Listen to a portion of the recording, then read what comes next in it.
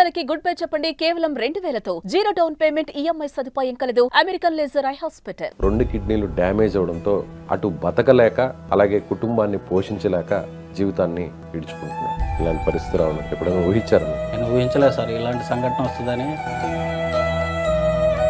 చచ్చిపోబుద్ధి అవుతుంది సార్ వాస్తవానికి. మేము ఎటు పోవాలన్నా డబ్బులు కావాలి సార్. తండ్రి చూస్తే ఆయనకేం తెలియదు, చదువుకోలేదు, మా అమ్మకి ఏం తెలియదు. దేవుణ్ణి అడగాలనిపించట్లేదా? ఏంటి దేవుడా ఎందుకు ఇలాంటి పరిస్థితి తెచ్చావు? ఎన్నోసార్లు బెడ్ మీద అనుకున్నాం సార్. అన్ని రోజులు బాగుండి ఈరోజు పాప పరిస్థితి నేనైతే పాప గురించి సార్ ఆమెకి సమస్య. రేపు ఆడపిల్ల సమాజంలో ఎట్లుంది సెట్ అయిపోతున్నా లైఫ్లో అనుకున్నా. ప్రస్తుతానికి నాకు 2 కిడ్నీలు ఫెయిల్ అయినాయి. నేను డయాలసిస్తో బాధపడుతున్నా. నాకు 2 పిల్లలు, నా భార్య. ఇంట్లో ఆర్థిక పరిస్థితి బాగలేదు. తల్లి తండ్రి మీదనే ఆధారపడి బతకాల్సి వస్తుంది. అలాగనే డయాలసిస్ చేసుకోవడానికి డయాలసిస్ సెంటర్స్లో గవర్నమెంట్ నుంచి స్లాట్ దొరకడం లేదు. దయచేసి మా వైరా నియోజకవర్గ ఎమ్మెల్యే గారు రామదాస్ నాయక్ గారికి, అలాగనే మధిర నియోజకవర్గం బట్టి గారికి, మంత్రి పొంగులేటి శ్రీనివాసరెడ్డి గారికి, అలాగనే తుమ్మల నాగేశ్వరరావు గారికి నాకు స్లాట్ దొరికి డయాలసిస్ కొరకు అవకాశం కల్పించగలరని, అలాగనే నా ఆర్థిక పరిస్థితి బాగలేదు, అందు గురించి కింద ఉన్న గూగుల్ పే, ఫోన్పే నెంబర్లకి ఎవరైనా దాతలు ముందుకు వచ్చి నాకు సాయం చేయాలని కోరుకుంటున్నాను. చూసేటువంటి వీక్షకులు, మనసున్నటువంటి మహారాజులు ఎవరైనా ఇతనికి సాయం చేయాలని సుమన్ టీవీ కూడా కోరుకుంటుంది. అదేవిధంగా ప్రభుత్వం కూడా ఇతనికి వెంటనే ప్రభుత్వం వైపు నుంచి డయాలసిస్ చేసే విధంగా కూడా స్లాట్ ఇప్పించాలని కోరుకుంటున్నాను. నమస్తే. ఏం పేరు మీ పేరు? దామర్ల శివ. దామర్ల శివ. ఎంత మీ వయసు? 32 సంవత్సరాలు. 32 సంవత్సరాలు. ఏంటి మీ సమస్య ఏంటి? కిడ్నీలు ఫెయిల్ అయింది. 2 కిడ్నీలు పోయాయి. 2 కిడ్నీలు ఫెయిల్. ఎప్పటి నుంచి ఉంది ఈ ప్రాబ్లం? 2018 నుంచి ఉంది సార్ ఈ ప్రాబ్లం. 2018 నుంచి. పెళ్ళైందా మీకు? అయింది సార్. పిల్లలు? 2 పిల్లలు, ఓ పాప ఒక బాబు సార్. ఒక పాపకి వినికిడి ప్రాబ్లం ఉంది సార్, 6 సంవత్సరాలు.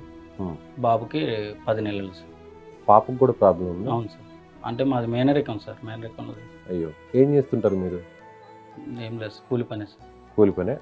అంటే ఈ సమస్య రాకముందు, అంటే 6 సంవత్సరాల కింద వచ్చింది ఈ ప్రాబ్లం. అంతకుముందు ఏం చేసేవారు? జిరాక్స్ సెంటర్ నడుపుకునేవాడిని సార్. జిరాక్స్ సెంటర్ చిన్నది గ్రామంలో. ఎక్కడ మీ విలేజ్? పడమటి నరసాపురం, జులూరుపాడు మండలం, భద్రాద్రి కొత్తగూడెం జిల్లా. కొత్తగూడెం జిల్లా. సో ఇప్పుడు ఆ పని చేయట్లేదా? లేదు సార్. అంటే ఆర్థిక పరిస్థితి బాగాలేదు సార్. అంటే ఇప్పటి వరకు ఎంత ఖర్చు చేశారు మీరు? 5 to 10 lakhs వరకు ఖర్చు అయినాయి సార్. 5 నుంచి 10 లక్షలు. మీ నాన్న ఏం చేస్తుంటాడు? నాన్న చెప్పులు కొడతారు సార్. ఓకే. ఇప్పుడు మీరు డయాలసిస్ ఆ పొజిషన్లో ఉన్నారా? అవును సార్. డయాలసిస్ జరుగుతుంది ప్రజెంట్. ఎన్నిసార్లు చేసుకోవాలి? వారానికి 2 సార్లు సార్. వారానికి 2 సార్లు. ఇప్పుడు ఏ పని చేయలేరా? నీరసంగా ఉంది సార్, ఏం పని చేయలేకపోతున్నా. డయాలసిస్ జరుగుతుంది. డాక్టర్లు ఏం చెప్తున్నారు? డాక్టర్స్ చేసుకోమని చెప్తున్నారు. ఏదైనా ఉంటే గవర్నమెంట్లో స్లాట్ కోసం వెతుకుతున్నా సార్, అది కూడా చెప్పారు. స్లాట్ కోసం ఎక్కడా దొరకట్లేదు సార్. ఖమ్మం, కొత్తగూడెం కానీ ఎక్కడా కూడా స్లాట్ దొరకటం లేదు.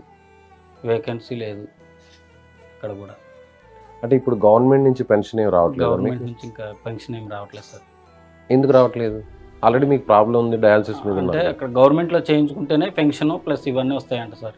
ఓకే. అంటే గవర్నమెంట్లోనే డయాలసిస్ ఆ హాస్పిటల్లోనే చేయించుకుంటేనే మీరు అందుకు ఎలిజిబుల్ అవుతారు. అవన్నీ వస్తాయంట సార్. అప్లై చేశారా? అప్లై చేశాను సార్, రిజిస్ట్రేషన్ కూడా చేసాము, కానీ ఇంకా మనకు రాలేదు సార్, స్లాట్ దొరకట్లేదు. ఇప్పుడు ఏంటి మీ పొజిషన్ ఏంటి? అంటే మీ పరిస్థితి ఏంటి ఇప్పుడు? ఆర్థిక పరిస్థితి బాగాలేదు సార్. ఎవరైనా దాతలు ముందుకు వచ్చి సాయం చేస్తారని, ప్లస్ అలాగనే ట్రాన్స్ప్లాంట్కి ఎవరైనా డోనర్స్ సహాయం చేస్తారు. అది కూడా కిడ్నీ ట్రాన్స్ప్లాంటేషన్ అంటే అది కూడా అవయవదానం ద్వారా లిస్ట్ ప్రకారమే కదా వస్తుంది? అవును సార్. సో అది కూడా అప్లై చేశారా? జీవన్ దానికి కూడా అప్లై చేశారు సార్. ఇంకా టెస్టులు ఉన్నాయి, అవి ఒకటి అయిపోతే అప్లై చేస్తారు సార్ నిమ్స్లోనే. ఇప్పుడు కిడ్నీ మార్చుకోవాలి, డయాలసిస్ చేయించుకోవాలి. అవును సార్. ఖచ్చితంగా చేయించుకోవాలి. ఎంత అవుతుంది ఖర్చు డయాలసిస్ చేయించుకోవడానికి? వారానికి 2500 అవుతున్నాయి సార్ ప్రైవేట్లో. ఒక్కసారా? ఒక్కసారికే సార్. ఒక్కసారికి 2000. ఇప్పుడు మీరు ఏ పని చేయడం లేదు? లేదు సార్. సో మీ భార్య కూడా ఏ పని చేయలేదు.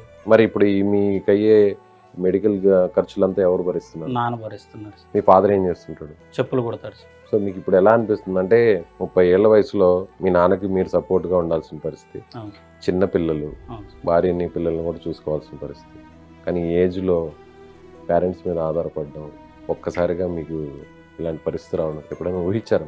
ఇలా జరిగింది? నేను ఊహించలేదు సార్, ఇలాంటి సంఘటన వస్తుందని నా జీవితంలో నేను అనుకోలేదు. ఇక చచ్చిపోబుద్ధి అవుతుంది సార్ వాస్తవానికి. అంటే తల్లిదండ్రికి భారంగా ప్లస్ ఇట్లా ఉంది కాబట్టి అలా ఉంది. కాబట్టి ఇక నా పిల్లలు, నా భార్య వీళ్ళ గురించే ఇదవుతున్నా. మరి ఇప్పుడు మీరు చనిపోతే అంటే ఇప్పుడు నేను ఎటు పోవాలన్నా డబ్బులు కావాలి సార్. డబ్బులు లేని పరిస్థితి. తండ్రి చూస్తే ఆయనకేం తెలియదు, చదువుకోలేదు. మా అమ్మకి ఏం తెలియదు. నువ్వు ఎంతవరకు చదువుకున్నావు? Degree sir. ఎక్కడన్నా ఏదన్నా పోనీ చిన్న ఉద్యోగం ఇప్పిస్తే చేయగలవు? ఏదన్నా చేయగలను. దేవుడిని అడగాలనిపించట్లేదా? ఏంటి దేవుడా ఎందుకు ఇలాంటి పరిస్థితి తెచ్చావు? ఎన్నోసార్లు బెడ్ మీద అనుకున్నా సార్ దేవుడిని, ఏంది దేవుడా ఈ పరిస్థితి అని ఎన్నోసార్లు.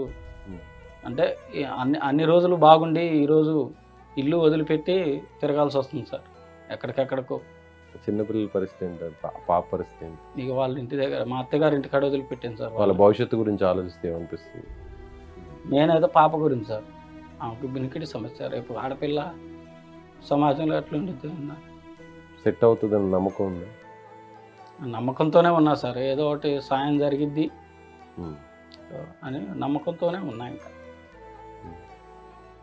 నాకెవరూ లేరు వెనక ముందు, అన్నదమ్ములు కానీ నాన్నకు కూడా ఎవరు లేరు. మీరు ఒక్కరే? చెల్లి ఉంది. చెల్లి ఒక్కగానొక్క కొడుకు. అవును సార్. ఏమనుకున్నారు? తల్లిదండ్రులు బాగా చూసుకోవాలి, నా పిల్లల్ని అంతా బాగా చూసుకోవాలని అనుకున్నారు? బాగుంది సార్. ఆలోపే జరిగిపోయింది. సెట్ అయిపోతున్నా లైఫ్లో అనుకున్నా, ఇది ఇట్లా అయిపోయింది సార్. ఇక పరిస్థితి తలకిందులు అయింది, మొత్తం మారిపోయింది సార్. భవిష్యత్తు అంతా అంధకారం అయిపోయింది, చీకటి అయిపోయింది. అవును సార్. ఏంది భగవంతుడా ఎందుకు ఇలా చేసావు? అంతా బాగున్న కుటుంబాన్ని ఈరోజు ఈ విధంగా రోడ్డును పడిపోయినట్టే కదా. అంతే. ఇక్కడ వచ్చి హైదరాబాద్లో ఇప్పుడు 4 నెలలు సార్ తిరుగుతున్నా. ఇక్కడ ఎందుకోసం తిరుగుతున్నారు? ఇదే సార్ జీవన దానికోసం అప్లై చేయడానికి తిరుగుతున్నా. ప్లస్ డయాలసిస్ అక్కడంటే 3,000 దాకా అవుతున్నాయి సార్. 2,500, 3,000 నా ఏమంటే మనిషి ఉండాలి మళ్ళీ డయాలసిస్ అయిన ప్రతిసారి. సో ఇక్కడ చెల్లి వాళ్ళు ఉన్నారు సార్. ఇక వీళ్ళని ఇబ్బంది పెట్టడం ఎందుకు తల్లిదండ్రులని ఇక్కడ ఉంటున్నా.